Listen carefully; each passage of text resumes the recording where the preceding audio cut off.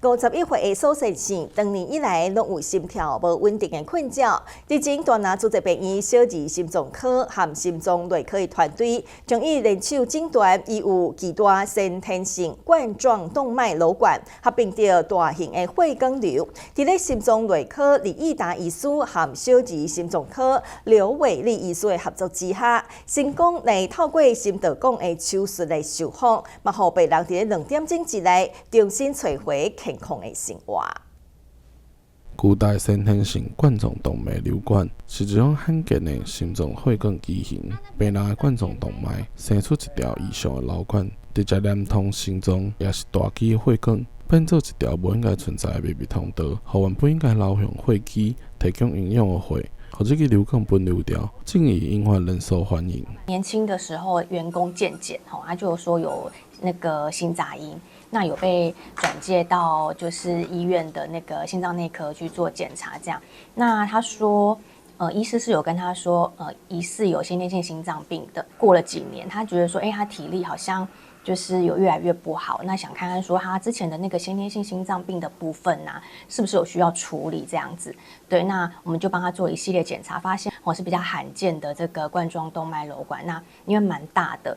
那后续也有形成一些就是血管瘤的状况，所以我建议他需要用手术把它处理掉这样子。我们大概看了一下他那个瘘管的入口，大概就有1-2公分接近2公分的大小这样。那后端因为它的出口比较小，所以它后端那边有形成一个就是蛮大的动脉瘤这样。那当然这个瘘管比较大的状况，就有可能会让他可能会有一些后续心肌比较缺氧啊，那可能也会引起一些心脏衰竭，甚至也会有其他的一些心律不整的发作。那最危险的是担心说他的动脉瘤会不会破掉这样子。那冠状绕道手术当然也是一个大手术，所以他后来就选择用心导管的方式处理。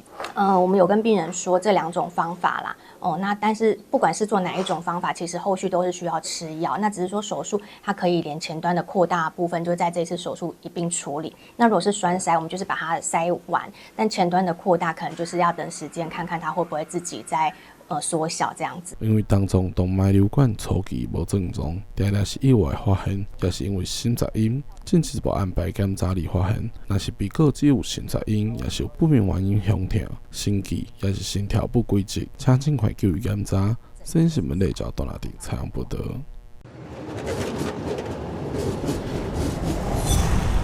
暮らしの流れがあまりにも速くて言えなかった言葉がある。わからなかった気持ちがある。だから私はここ萩に来た。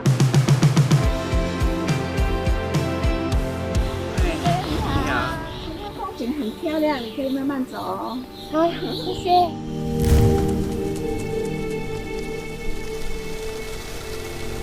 彼らの導きに従って風の吹く方へ歩いていく。そこには静けさをたたえた茶畑が広がり、風の中にお茶の香りが潜んでい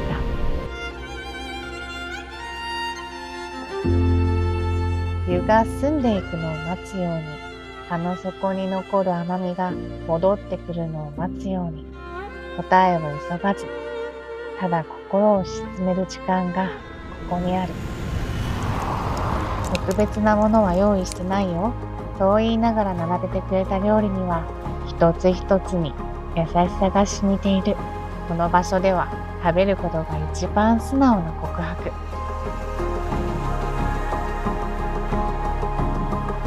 毎日同じことの繰り返しで疲れませんか？这就是我的生活。